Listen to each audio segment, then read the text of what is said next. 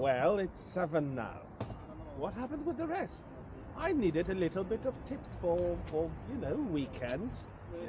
Oh God, okay. All of your money comes to my bank account. We are going to control it a little bit more. Yeah. Oh, hello. Hello. Right. Now he has to. He has to. As I said, this umbrella isn't necessary at all. No. You are not going to get lost without it. So with that, welcome on board. My name is Andrzej Poroziński. For the next 2.5 hours, I should be your tour guide for Jewish Warsaw. So we'll be traveling, and it was finishing all the way down there to the tram tracks, far away from here. And surprisingly, we'll go through 70% of the length today. Okay. The good news is, I will ask. You can ask additional questions. Would be polite if you'll ask in advance. This is the rule in Europe, in which you have to ask if you can record the tour guide. Oh yeah. Yeah. Can I record? If you must. Yeah. And I don't want to find it on YouTube, if you may. So with that, you can ask additional questions, and I'll try to answer them, and we'll do it old school, so without hashtag safe spaces and trigger warnings. Okay. I haven't been present at my school when I was there. And by the end of the tour, I'll tell you how to get back here, how to get to other places, and also I'll take off my hat so I can stuff it with money so I don't have to eat my hat, because that's the income that I'm going to get. And with that covered, we can probably start the tour. So, there are many versions of when the Jewish people showed up in Poland, but the one that everybody likes the most is the one in the 14th century. By the time of Casimir the Great, he was a king, and he was like, I have a beautiful country and stupid people. I would like to have some smart... Yeah, it is there. This information block that tells you like what you're supposed to not bring with you. From time to time, plenty of wallet. Maybe not with such a small one, but generally everything that will be...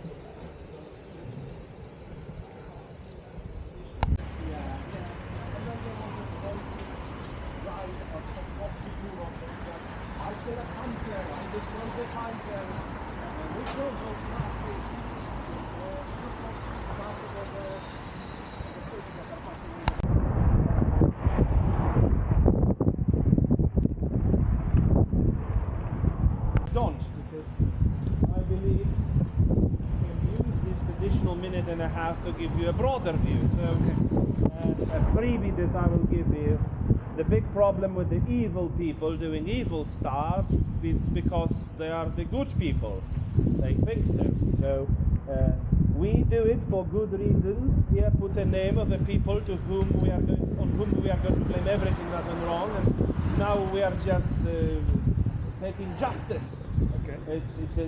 It's a righteous vengeance, and that's exactly what the Nazis were claiming. So.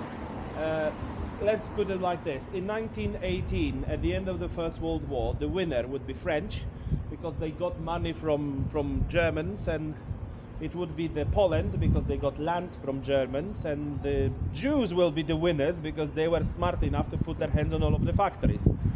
And due to that, by 19...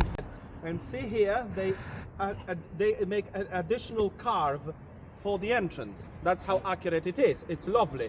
And this is where you are. This is always the marker where you are. So the river Wisła is down there. We are here. The connecting part is behind you. Small ghetto on this side, big ghetto on this side.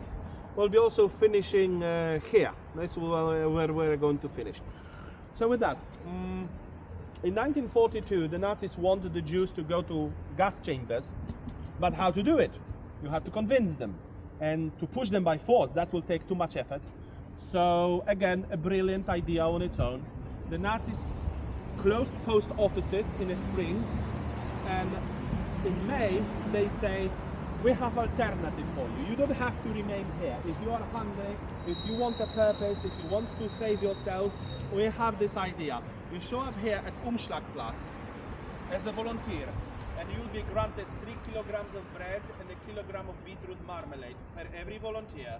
You can bring with you 10 kilo of luggage, and then you are relocated to Treblinka labor camp. And this is important. This is where I use it specially. It's like Auschwitz. People say, I visited Auschwitz. And With a pre-war Jewish population of over 350,000, Warsaw was home to Europe's largest Jewish community and a center of Jewish life and culture in Poland. The city fell to German forces in late September 1939. Beginning in October 1940, the Germans forced Warsaw's Jews, about 30% of the total population, into a ghetto that covered only 2.4% of the city. To prevent movement to and from the rest of Warsaw, the ghetto was closely guarded and enclosed by a wall that was over 10 feet high. Impoverished ghetto residents struggled for survival. In 1941 and 1942, Jews from surrounding communities were deported to the ghetto. At its height, the population exceeded 400,000. In July 1942, the Germans began mass deportations to the Treblinka extermination camp, about 50 miles northeast of Warsaw.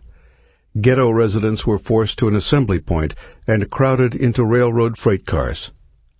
When they arrived at Treblinka, most deportees were killed. By September 1942, the ghetto population was reduced to about 55,000. In January 1943, the Germans renewed deportations from the ghetto. Members of the Jewish underground resistance groups inside the ghetto took to the streets to resist the roundups.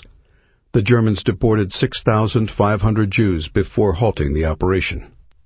During the next few months, resistance groups and individuals constructed bunkers and worked to obtain arms. When deportations were renewed in April 1943, the vastly outnumbered ghetto fighters fought back in an uprising that lasted nearly a month. At the end, the Germans burned the ghetto to force people out of their hiding places. By May 16, 1943, the Germans had crushed the uprising and left the ghetto area in ruins. Surviving ghetto residents were deported to concentration or extermination camps.